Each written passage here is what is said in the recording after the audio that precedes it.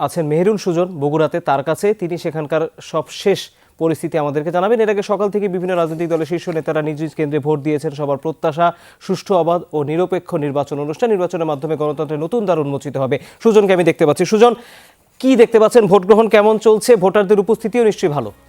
তৌহিদ, একেবারেই উৎসব মুখর কিংবা ভোটারদের দীর্ঘ সারি। চুল পড়া অনেক কমে গেছে। থ্যাংক ইউ মা। চুলের ভিটামিন জুই মাল্টিভিটামিন কোকোনাট অয়েল।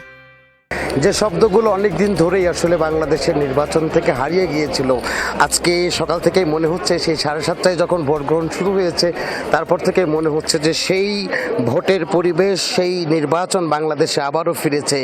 শত শত মানুষ কিন্তু তৌহিদ সকাল থেকেই জড়ো হয়েছেন। আপনাকে যদি একটু আমাদের ভিডিওগ্রাফারের তার ক্যামেরার চোখে যদি আপনাদেরকে একটু দেখানোর চেষ্টা করে, আমি এই মুহূর্তে রয়েছি বগুড়া 6, বগুড়া সদর আসন যেটি, সেই আসনের নিশিন্দারা সরকারি প্রাথমিক বিদ্যালয় ভোট কেন্দ্রে। এবং তৌহিদ, এখানে নিশিন্দারা সরকারি প্রাথমিক বিদ্যালয় যে ভোট কেন্দ্রটি রয়েছে, এই বিদ্যালয়ের ভিতরে দুটি পুরুষ ভোট কেন্দ্র এবং পাশের একটি স্কুল অ্যান্ড কলেজ রয়েছে। সেই ভোট কেন্দ্রে দুটি নারী ভোট কেন্দ্র রয়েছে, অর্থাৎ 4টি ভোট কেন্দ্র এই একই চৌহদ্দির মধ্যে রয়েছে। এবং এখানে কিন্তু সকাল থেকে আপনি যদি একটু আপনাকে দেখাই যে দীর্ঘ সারি কিন্তু ভোটারদের। এবং আমি এখন পর্যন্ত প্রায় আধা ঘন্টা ধরে এই কেন্দ্রে রয়েছি।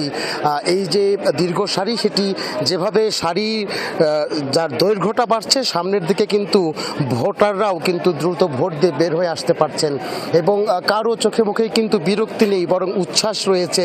দীর্ঘ প্রায় 1.5 যুগ পর এই যে ভোটের যে আবহ, ভোটের যে পরিবেশ, নির্বাচনকে ঘিরে যে উৎসাহ উদ্দীপনা, কে জিতবে, কে কতটুকু ভোট পাবে, কার হার হবে, এই যে নানান সমীকরণ এবং শান্তিপূর্ণ প্রচারণাই কিন্তু তৌহিদ সেই বিষয়টি আরও স্পষ্ট হয়েছে। মানুষের ভোট নিয়ে কিন্তু আগ্রহটিও বেড়েছে। বিশেষ করে প্রচারণায় আমরা দেখেছি যে বগুড়ার যে 7টি সংসদীয় আসন রয়েছে, 34 জন প্রার্থী এখানে প্রতিদ্বন্দ্বিতা করছেন। আমরা কিন্তু প্রচারণার শেষ দিন পর্যন্ত 2-1টি বিচ্ছিন্ন ঘটনা ছাড়া আমরা কিন্তু এই 7টি সংসদীয় আসনে তেমন কোনো অপ্রীতিকর ঘটনা বা আইন শৃঙ্খলার বিঘ্ন করে এরকম ঘটনা দেখিনি। যদিও প্রচারণা শেষ হবার পর গত পরশু এবং গতকাল কিছু ঘটনা ঘটেছে বগুড়া 4 আসনে। সেখানে নিশ্চয়ই আপনি জানেন যে জামায়াত এবং বিএনপির নেতাকর্মীদের মধ্যে, স্থানীয় সেই নেতাকর্মীদের মধ্যে সংঘাত হয়েছে, বাড়িঘরে হামলা হয়েছে, ভাঙচুর হয়েছে, একজন চোখে গুরুতর আহত হয়েছেন। এছাড়া কিন্তু খুব বড় ধরনের অপ্রীতিকর ঘটনা তৌহিদ আমরা দেখিনি বগুড়ায়। যদিও গতকাল রাতে আমরা খবর পেয়েছি এবং আমরা দেখেছিও যে বগুড়া শহরের একটি ভোট কেন্দ্র, ভান্ডারী বালিকা উচ্চ বিদ্যালয় ভোট কেন্দ্র, সেখানে কিন্তু রাত 10টার পরে 15-20 জন অনুপ্রবেশকারী কয়েকজন ব্যক্তি সেখানে অনুপ্রবেশ করার চেষ্টা করছিলেন। তারা কেন্দ্রের ভিতরে ঢুকেছিলেন।